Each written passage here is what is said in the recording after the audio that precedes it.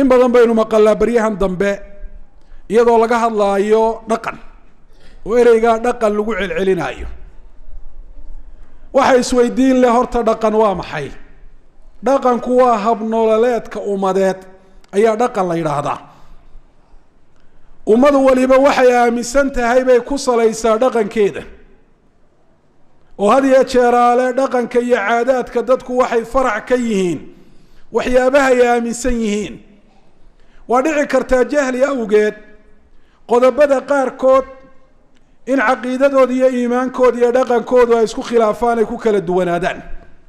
laakiin asal iyo aasaas waxa waa ummad walba mabaadida iyo caqiidooyinka ay aaminsan tahay inay dhaqankeeda ay ku salayso. innagu haddaynu nahay Soomaali, waxaynu nahay dad muslimiina. dhaqanka Soomaalidu wuxuu ahaa asal ahaan wax jahli seejiye mooyaane mid ku salaysan diinta islaamka. waxay ka muuqataa taasi gabayadooda, waxay ka muuqataa taasi maahmaahyadooda. gari allay taqaanaa miyaan ahayn maahmaha Soomaaliyeed oo qofku markuu cid u gar qaadayo cadaaladda xaggeedan inuu maro, walow cidduu u gar qaadaya ha noqoto aabbihii iyo qof kale ama inankiisa iyo qof kale miyaanay ahayn. ilaahayow gafka yaga iyo geerida iyada ha kulminin, yani ilaahu khaatimada ha naga xumaynin. xaalad wanaagsan annagoo ku sugan oo ilaahay raalli gelinaysa, ilaahayow nafta naga qabo. gacmo wada jir bay wax ku gooyaan, watacaawanuu cala albiri waataqwa. wanaagga in laysu kaashaday tilmaamaysaa. nimay soori kaa qaaday waa nimay seefi kaa qaaday. xishoodka iyo dhaqanka wanaagsan oo qofku inaan noqon dhuuni raac, mabaadidiisa iyo caqiidadiisa iyo dhaqankiisa in yaroo manfac adduunyaa ku doorsado ku bedesha ayay tilmaamaysaa.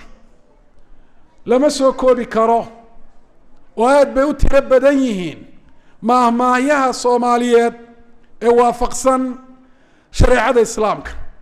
Soomaalidu geesinimada wax wanaagsan bay u taqaanay, islaamkuna sidaas u yaqaanaa.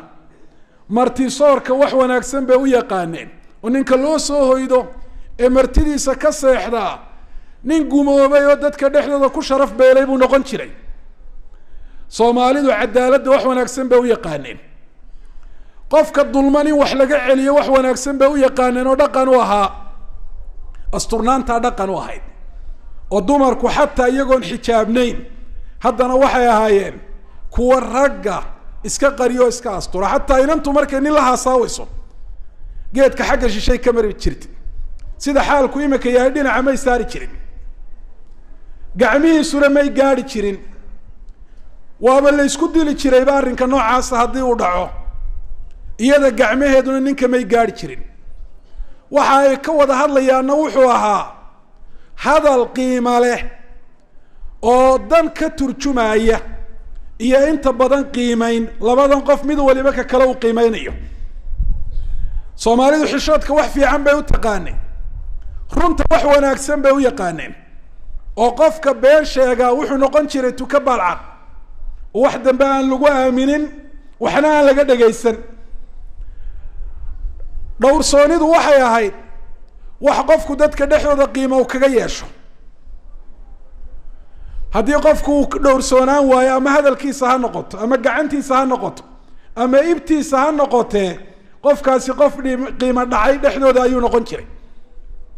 maanta waxaa laynagu leeyahay oo laynagu soo celcelinayaa dhaqankii baa la nooleynaya. markaasaa dhaqankii Soomaalida waxaa la rabaa ee shareecada iyo diinta ku salaysnaa ee waafaqsanaa ee wanaag oo dhami uu ku jiray in laynoogu soo ururiyo dhowr qodob oon qiimo lahayn. calal yar in laynoogu soo ururiyo 4 inan iyo 4 habloodoo goyaal cadcad iyo marooyin liid loo xidhay, oo haddii la doono muusig loo garaacayo muusig baa dhaqan Soomaaliyeed ahaa.